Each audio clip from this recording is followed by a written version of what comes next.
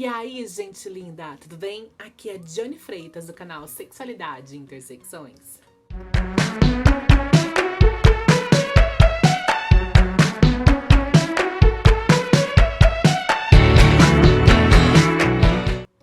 Gente, hoje eu vou falar sobre hiperplasia adrenal congênita no canal, tá? E como eu sei que é um tema polêmico, porque vai ter muitas pessoas que não vão entender por que eu tô falando disso e relacionando com intersexualidade, tá? Eu tenho que lembrar vocês, quando a gente tá discutindo intersexualidade ou distúrbios do desenvolvimento sexual, né, ou diferença do desenvolvimento sexual, a gente tá falando de condições sexuais, né, que não estão dentro do padrão típico, tipo do biológico, tá? Se você, né, não é o macho típico, no caso, XY, com testículo genital interno masculino, pênis produtor de testosterona, ou fêmea típica, né, com ovário, XX, genital externa, vulva, vagina, e produtor de estrogênio e progesterona, se não tá nessa linha, né, esse alinhamento típico, se tem uma variação em um desses fatores, né, que esse é o pilar, né, que a gente chama de tripé biológico, porque o sexo biológico não é só cromossômico, ele é cromossômico, ele é gonadal hormonal e sexo anatômico. Se um desses está diferente, tem um estado intersexo, entendeu? Se tá alguma coisa diferente nesses, né, afetando esses três, é um estado intersexo. Não que a gente tá diminuindo, menosprezando ou falando de algum sentido, alguma coisa nesse sentido, tá? Por isso que a gente discute isso, que é para poder desmistificar o tema, tirar tabu e mostrar que as pessoas, elas são normais, tá? É algo natural. Por isso que eu preciso trazer isso aqui. E antes de começar falando do tema, eu vou trazer uma pessoa que tem HAC, que é como chama o diminutivo, né, de hiperplasia adrenal congênita, para falar da vivência dela, né, como uma pessoa com HAC e intersexo, tá? Nesses casos polêmicos, eu vou trazer, porque acaba tendo alguma discussão. Teve um vídeo aqui que teve uma discussão muito grande, que as pessoas não entenderam que eu tava falando sobre essa questão, né? Do ponto de vista biológico, não identitário e tudo mais, é biológico, tá? Então eu vou trazer ela, vou colocar aqui para vocês entenderem um pouco mais. Oi, hoje eu vou falar um pouquinho sobre o que é ter hiperplasia adrenal congênita e se sentir uma pessoa intersexo, ou seja, algo totalmente normal, gente, não tem nada de estar aí se sentindo diferente por isso, tá? E aí a questão da aceitação do intersexo é algo que é negado desde sempre, desde pequena, quando uma criança ela nasce com hiperplasia adrenal congênita, seja na forma virilizante simples ou na forma perdedora de sal, na qual ambas podem ocorrer ambiguidade genital, de grau 1 ao 5. E aí, essa negação já começa a partir daí, né? Porque os médicos, eles simplesmente chegam para os pais naquela forma ameaçadora, dizendo que a sua filha é uma aberração, que a sua filha é hermafrodita ou N outros nomes horríveis. E aí informam que a criança tem que ser operada até mais ou menos 3 anos de idade, algo totalmente errado. Tá? A cirurgia é algo cosmética, é algo que é feita para a sociedade e é algo absurdamente não aceitável. A criança que nasce com genital ambíguo, seja com hiperplasia adrenal congênita ou com qualquer outra diferença do desenvolvimento sexual, ela precisa ter o seu corpo do jeito que está até ela crescer e poder decidir o que ela quer de melhor para ela, tá? Essas cirurgias cosméticas, gente, elas são totalmente erradas, elas são prejudiciais. As pessoas na fase adulta, elas têm N problemas devido a essas cirurgias feitas na infância, seja por questões de sentir dor, perda de sensibilidade, entre outros milhões de problemas. Então a melhor escolha é deixar a criança intersexo crescer com sua genital ambígua e fazer essa cirurgia apenas na fase adulta. É uma questão de respeito e direitos humanos do seu filho, da sua filha, como você queira chamar, tá? Fora isso, crescer com hiperplasia é totalmente algo natural. Eu me sinto uma pessoa normal e comum, eu posso fazer qualquer outro tipo de coisa que qualquer outro tipo de pessoa faria sem hiperplasia. Então é outro mito que a sociedade médica tenta colocar, né? Que as crianças com hiperplasia, elas são crianças deficientes, serão adultos deficientes, serão pessoas incapacitadas de fazer várias coisas por causa da medicação ou por causa até mesmo do problema, né? Que não é um problema. até mesmo por causa da hiperplasia. E aí, tudo se gira em torno disso. Mas eu quero dizer que dá pra você ter uma vida normal, dá pra você fazer de tudo. E você não precisa estar com essa noia, que esse peso que a sociedade médica tenta nos transmitir, colocar em cima da gente, que a gente não pode isso, que a gente não pode isso, que a gente não pode aquilo, tá? As pessoas com hiperplasia podem tudo que elas quiserem. Inclusive, realizar as cirurgias na fase adulta, caso não tenha sido operada na infância ou não. Conheço várias pessoas que não operaram e vivem uma vida sexualmente ativa normalmente, tá? A gente tem que quebrar esse paradigma de fazer cirurgia na infância porque quer que a criança, quando crescer, tenha relação sexual. Isso aí, gente, é uma binaridade forçada que a sociedade médica tenta introduzir dentro dos corpos das pessoas no geral. E aí você não tem como saber se a sua filha vai querer ter uma relação heterossexual quando ela crescer, ou o seu filho. Então, como é que você vai operar um bebê supondo como ela vai se relacionar no futuro? Então, a melhor escolha é permitir que o corpo seja deixado do jeito que é. A genitália, ela nasce totalmente anatômica, a criança consegue fazer xixi, cocô, consegue fazer de tudo, então não tem que operar nada. Apenas nos casos em que a uretra nascer fechada, aí sim tem que fazer uma cirurgia emergencial. Fora isso, tá tudo certo, tá? Então, vamos desmistificar esse aí, tentar quebrar esse tabu médico, tentar quebrar essas cirurgias, essas coisas aí horríveis na vida dessas crianças e entender que o corpo da sua criança é perfeito como ele é e que tá tudo bem, tá tudo certo com isso, tá bom? Quero agradecer a Dione pela oportunidade e espero que vocês tenham gostado. Obrigada, beijo! Agora, depois de vocês terem ouvido a maravilhosa Cel, eu vou dar continuidade ao vídeo do canal, tá? Eu vou falar sobre a condição biológica da hiperplasia adrenal congênita. Vou tentar fazer o vídeo curto, mas não prometo, porque é um tema difícil que envolve muita questão biológica e aqui o canal é para informar. Se você quer entender, eu peço que assista até o final, tá? Obrigada. Então, quando a gente fala de hiperplasia adrenal congênita, a gente tá falando de casos de nascimentos de 1 a cada 14 mil nascimentos, tá bom? A gente tem que lembrar que a adrenal, ela é responsável para a produção de diferentes hormônios. Ela é uma glândula, né, produtora de hormônios, tá? Assim como o testículo, como o ovário, assim como a tireoide, tá? Assim como a hipófise, ela produz hormônios endócrinos, né?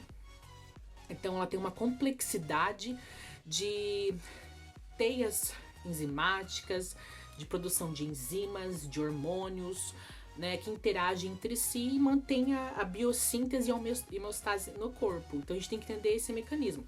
E se esse mecanismo ele tem algum desarranjo, se ele é afetado, a biossíntese é afetada em algum ponto. E no caso da hiperplasia adrenal, isso é afetado, né, umas enzimas específicas que relacionam aos hormônios sexuais, principalmente da esteroidogênese, tá? E isso acaba afetando todo o controle hormonal, tá? Principalmente dos hormônios, os andrógenos, também os glicocorticoides e os nerolocorticoides. Tô com a minha colinha aqui do lado, como sempre, né? Pra não falar os nomes errados pra vocês, tá? E essa cadeia de transformações enzimáticas, né, sempre apresenta um mecanismo de feedback negativo e positivo, com a própria adrenal e com a própria hipófise, tá? Assim como vai acontecer com as gônadas sexuais, tá? E se tem algum mecanismo de erro nisso, afeta todo o sistema, né? E elas controlam, e no caso da hiperplasia, tá? No funcionamento normal, né? Há o controle do hormônio adrenocorticotrófico hipofisário, que aqui eu vou chamar de ACTH, tá? E do hormônio hipotalâmico liberador de corticotrofina, aqui que eu vou chamar de CRH, ok? E quando você tem um estado de hiperplasia adrenal congênita, isso é afetado, é um desequilíbrio homeostático disso, tá? E como a gente tem esse déficit, né, essa deficiência, a biossíntese do cortisol, né, afetada, tem a baixa produção e resistência desse hormônio, né, plasmático, e daí se aumenta, porque tem baixa produção dele, a presença do ACTH, tá?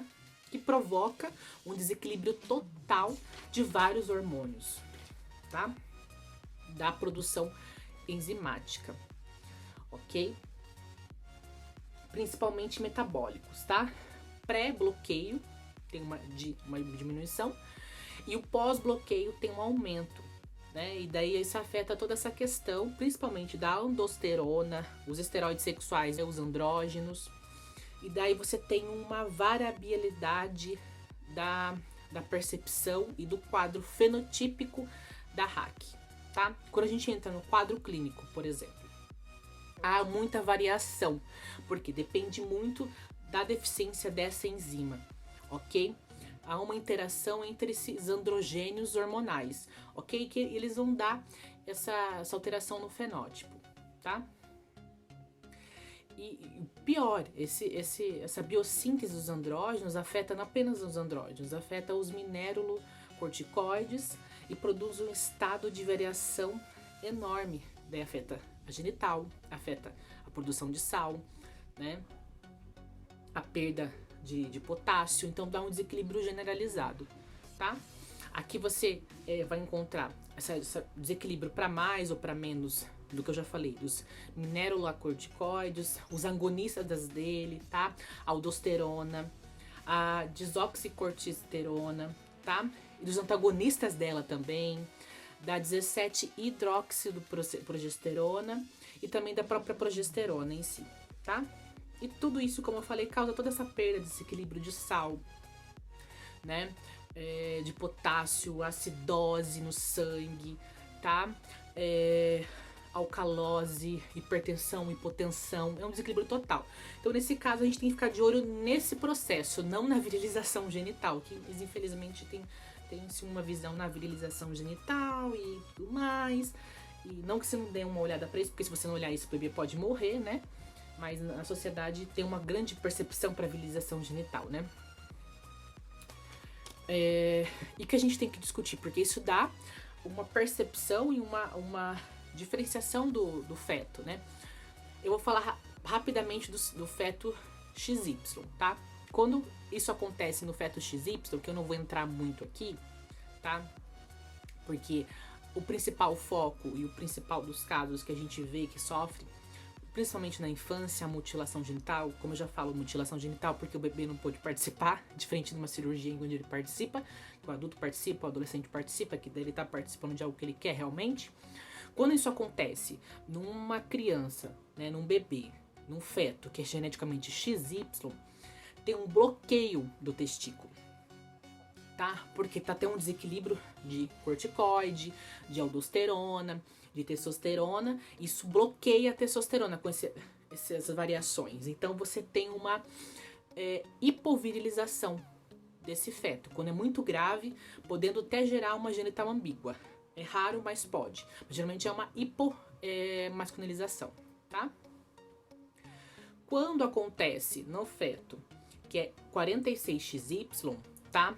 A produção de testosterona em excesso, ela não vai bloquear os efeitos internos, porque os hormônios anti-wolfianos vão estar ali, então vai ter absorção do ductos de Wolff e os ductos de Muller, que formam útero, ovário, útero e trompas, vão estar ali, tá? Só que a genital externa vai sofrer masculinização, desde uma virilização simples, genital ambígua, ou atípica, né? Até a formação, né, de um pênis ali, formar uma bolsa escrotal, porque é só fechar os lábios, né? Então vai depender muito essa virilização, tá bom? Essa secreção aumentada de andrógenos pós o nascimento afeta também a maturação sexual. Então essas crianças têm que ser acompanhadas tanto XX quanto XY para não antecipar a puberdade por causa da testosterona, que pode afetar esse processo, né? Até de desencadear pela aromatase o fechamento das epífises, né? E excesso de pelo na região genital e pelo corpo, insurtismo nas crianças identificadas como meninas e tudo mais, né? Que mais? Alguns casos pode levar a deficiência de hormônios sexuais, né? Por tanto desequilíbrio, né, homeostático, você tem uma deficiência Ele tem uma ausência de características sexuais nos meninos. Eu falo meninos em relação à identidade de gênero e no caso no 46XY, ok? Tá? Porque esse desequilíbrio constante gera uma deficiência no testículo, tá? Então vai ter ginecomastia em quem é 46XY e a genital vai ficar hipodesenvolvida. Nos casos não tão graves para gerar genital ambígua, mas graves o suficientes para ter essas características. E no XY, no XX, essa masculinização, tá? As formas mais leves no 46XY vão aparecer só mais tarde, no final da adolescência, né? Uma possível infertilidade por esse descompasso ou na fase adulta. Já no 46XX, né? Como eu falei, essa deficiência gera uma questão de masculinização grave, como eu falei. E assim, quais são os genes que envolvem? A gente tá falando tudo aqui disso, mas assim, Dione, o que gera isso? Nos hormônios, são os cromossomos sexuais, a gente sabe que tem questão hormonal e tal. O que gera isso são genes geralmente fora dos cromossomos sexuais, são genes em cromossomos autossômicos. A principal causa é da enzima da 21-hidroxilase, que está no cromossomo, tá? 6 no braço curto do cromossomo, ok? É o gene chamado CYP2-1A2. Esse gene está envolvido em 90% dos casos de hiperplasia adrenal congênita, ok? 25% desses casos de hiperplasia desse tipo, ocasionados por esse gene, não tem perda de sal. Ou seja, não precisam de tratamento para perda de sal. Porém, 75 precisa. Então, a gente tem que pensar que 1/4 desses casos passam por uma cirurgia genital desnecessária. Não precisaria dessa cirurgia genital, tá? Para tratar essa hiperplasia. E aqui eu não vou, todo mundo sabe, meu canal é para discutir isso mesmo, que é direitos sexuais e reprodutivos, tá? Porque se uma pessoa transgênero, que não teve nenhum quadro de virilização externo do corpo, pode ter identidade de gênero contrária. Imagina um bebê, um feto que sofreu virilização. Você não sabe qual que é o gênero dessa criança, entendeu? Por isso que tem que se pensar em cirurgia. A discussão é essa, gente. É lógica, ok? Os que perdem sal tem que se tratar a perda de sal, não a genital. A genital tem que ter um momento para isso. É um momento que a pessoa possa se manifestar. Não tô falando que a genital tem que ser adulta. Faz quando é adulta. Não. Faz quando ela pode se manifestar, na adolescência. Todo mundo transa na adolescência. Não vou ser hipócrita de falar que não, né? As outras causas, tá? A deficiência da 11-beta-hidroxilase, 100% dos casos. Braço longo do cromossomo 8. Gene CYP11B1, tá? Outro caso, deficiência da 3-beta-hidroxiesteroide, 1% dos casos, né? Daí você vai ter 2 tipos dela. A que afeta a desidrogenose 1 e 2. O gene envolvido é basicamente um subgene do gene, né? Tipo uma manifestação da associação desse gene, que é o HSD3B2 ou HSB3B1, tá? A deficiência da P450, né? Que daí já é uma outra subvariação também, que ela afeta tanto pessoas que têm adrenal como outros casos que eu vou falar num outro vídeo, porque é muito complexo a intersexualidade, tá? Que é a oxidorredutase, tá? Que afeta 1% das pessoas que também têm hiperplasia, que ela está no cromossomo 7 e o braço curto, ok? Qual o tratamento? Agora vamos chegar para finalizar esse vídeo rápido. O tratamento é principalmente acompanhar a idade óssea dessa criança e a perda de sal, tá? Se essa criança tem perda de sal, é isso que tem que ser visto, ok? É isso. A perda de sal através de reposição intravenosa ali no início. Ele percebeu que a criança tem hiperplasia. Reposição intravenosa de hidrocortisona, tá? E depois terapia de substituição de glicocorticoides, tá? Porque há um desequilíbrio nos androgênios gerado por toda essa questão, tá? E da 17-oxiprogesterona, tá bom? Que daí gera a virilização e o avanço do crescimento, né, da idade óssea e fechamento e tudo mais. Isso tem que ser acompanhado.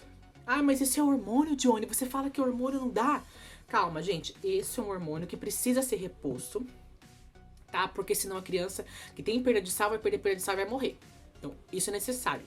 Só que esse hormônio não é hormônio sexual, não é testosterona, não é estrogênio, não vai mudar o corpo, tá? Ele é um hormônio específico que deveria estar sendo produzido pela adrenal, ok? Ok, tá? Daí ele acaba tratando o desequilíbrio do hormônio pelo próprio corpo. Vai diminuir as taxas de testosterona do próprio corpo, mas para níveis basais para a idade dessa criança, tá? Depois ali que ela entrar perto da puberdade, você faz o acompanhamento, se a identidade de gênero é masculina ou feminina, tudo bem. Mas isso é uma questão de saúde, é diferente quando você quer esconder a questão de intersexo, que você vai lá e dá estrogênio e dá testosterona para uma criança. E depois ainda, as mesmas pessoas que fazem isso vão falar das crianças trans, que não se faz isso, né? Não se dá hormônio, mas inventa que se dá, entende? O hormônio sexual, no caso, né? Que o bloqueador é outro tipo de questão, mas não é hormônio sexual. A gente precisa discutir isso. Uma discussão muito grande que entra como tratamento, mas eu, como uma pesquisadora, que luta além de ser pesquisadora da causa intersexo, luta pela qualidade de vida e dos direitos sexuais de pessoas intersexo, né? Questiono isso. Cirurgia genital atípica deve se fazer? É da parte do tratamento, mas como você faz uma cirurgia numa pessoa que não pode se manifestar? É diferente de uma cirurgia genital de uma pessoa transgênero que quer fazer, ou de uma pessoa intersexo que pode se manifestar. É totalmente diferente, entendeu? Tem que acompanhar esses andrógenos para eles não ficarem muito desequilibrados na criança, porque criança tem taxas hormonais baixas, tanto meninos quanto meninas, independente se é 46XX, 46XY, tem variação cromossômica, tá? E acompanhar também a pelificação. Você percebe se os andrógenos estão alterados pela pelificação, tá? Pela pelificação corporal, genital e tudo mais. E a idade óssea, como eu falei. Então é isso. Espero que vocês tenham gostado do vídeo. O vídeo é para ser educativo, falar da síndrome, né, que tem uma característica, né, hiperplasia adrenal congênita, e também conscientizar sobre essas cirurgias, um pouco de cada um, tá? Beijo, se vocês gostaram do vídeo, dá um like para ajudar no canal, compartilhe o vídeo e se inscreva nele, tá bom? Até a próxima semana. Tchau, tchau!